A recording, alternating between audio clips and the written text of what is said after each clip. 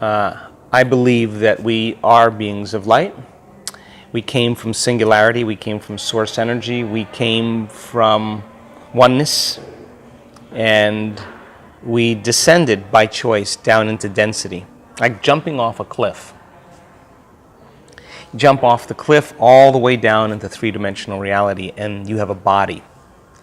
And you can't experience a sunset or smelling a newborn baby's head, or drinking a great Rival del Duero. You can't have that experience without a body.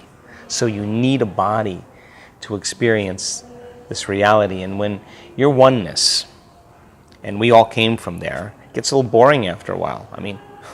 So you ask the question, is there more? If you ask the question, is there more, you create separation. And there has to be more if it's a question in the realm of possibility. So then let's go explore more. So we dive all the way down the density to explore more. There are entities, beings that haven't descended down into density yet. They're still waiting. They're looking at us, the experiment. But they're missionaries. They're troubadours. They're individuals that took the leap just to see what was here. Now, we get caught in the illusion that this is real, because our senses fool us into believing that it is. So the pain, the suffering, the sadness in this plane of demonstration is for us to meet adversity, to be challenged. How else are you going to evolve without a challenge, an irritant? Taking a grain of sand and producing a pearl inside of an oyster. That's what we're doing. We're taking irritations and we're turning them into wisdom. And so you can, in one body, be connected to that oneness place again and still have a body. And so then, I know this from a scientific standpoint, and I know this from an experiential standpoint. Once you start connecting to this field of information that you have access to, and you're no longer in separation, because three-dimensional reality creates separation. There's an illusion that you're there and I'm here and you look different than me, and so there's more separation. But in the realm of the quantum, there is no separation. There's only wholeness and oneness. So then, it isn't about abstaining from life, to be pious or good or to please God or eat the right food. It's about expressing the divine through us. It is about going to greater levels of oneness and wholeness.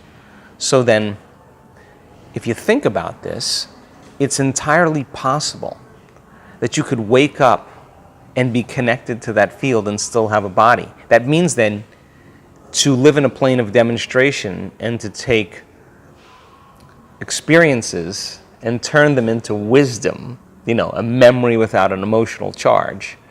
You're no longer excusing yourself for being a certain way because of some past event. You're actually blessing the past event because it brought you to where you were today. That's no longer being a victim. You can't get out of here. You can't get out of here. You can't get out of the prison. You can't get out of the prison cell until you start overcoming those states. Otherwise, you're anchored here. You review your life at the end of your life and you say, I could have did it better. I just want another chance. I just want another shot at that. Because the soul is doing that, not the personality. The ego is saying, oh, I don't know if I want to suffer again. The soul's saying, I missed it. I got to go to school. I got to learn. And when I'm ready, I'm going to go back and get a body. I'm going to try it again. I want the same genetics. I want the same conditions. I want that same moment. I want that same moment again. I want another shot at that.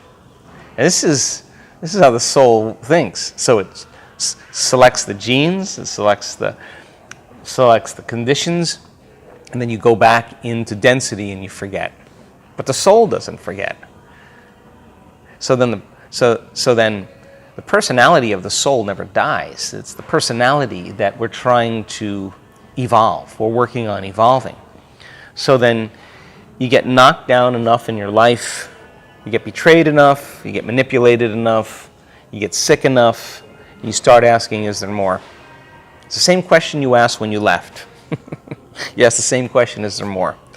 And now here we go. The soul starts to wake up and it says there is more. And it starts to bring things to you. Things, synchronicities. You start getting books, you start getting information, and you start going, I knew this. I know this because I know this. I just forgot. And you start waking up again in the dream. And you start dreaming a greater dream. And that's how you get out of that one. And then you're at another level of consciousness.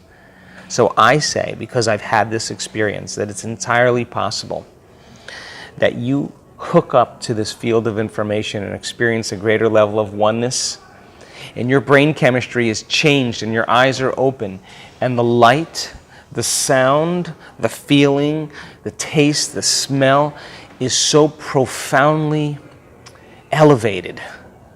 You're seeing this three-dimensional reality from another dimension. And you cold feels good, pain feels good, life feels good. You came here to feel pain.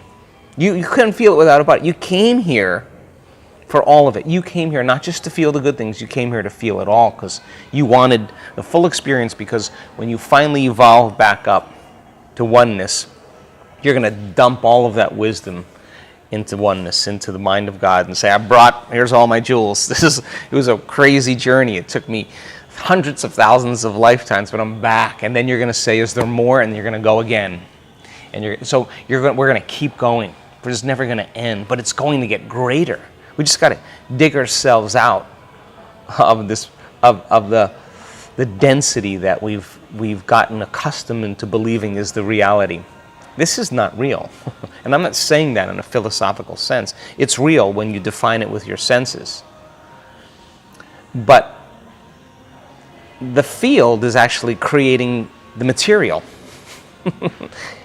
So what's more real? Is it material or is it the field? So when you start putting your attention on the field and you start connecting to it, and all of a sudden, everything in life starts to make sense. There's no longer polarity or separation or duality. You're seeing things that your brain had never seen before. You're knowing things that you never knew before. You're healing yourself. You're healing others. You're healing others on the other side of the planet. You're having mystical experiences and taking that knowledge all the way back into your body. Now you're graced by the divine in three-dimensional reality. You are divine in three-dimensional reality. Then you get to choose. Yeah, sure, you could leave. You could, but what would you bring? Because people think, well, I'm going to take my life and it's going to be over. Truth is, you can't escape you. You're eternal. I mean, you're going to have to face off with you, so you can do it now or you can do it later. And just because you don't have a body doesn't mean you're not going to be tormented by your own thoughts and feelings. You don't need a body for that. You just need a mind. So why not, in this plane of demonstration, separate yourself from social consciousness, from the common, and begin to challenge yourself to do the uncommon. What mystic, what saint, what master in history, they all said the same thing. Hey, if I can do this, so can you. You are everything you think. I mean, it's all there. It's just that people are waiting for somebody to do it for them. They're waiting for proof. We have to be that proof, and we're here to really enjoy it. And why? Because that's life. And so the present moment, what is it that brings us to the present moment? What is that? It's a feeling where you forget about everything else but where you're putting your attention. And that's the only thing we take with us. And that moment then, it's so funny.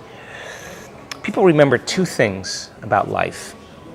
They remember the strongest emotions they've experienced, and they remember the end.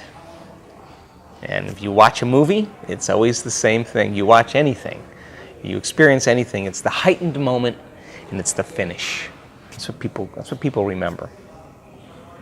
So why not go out big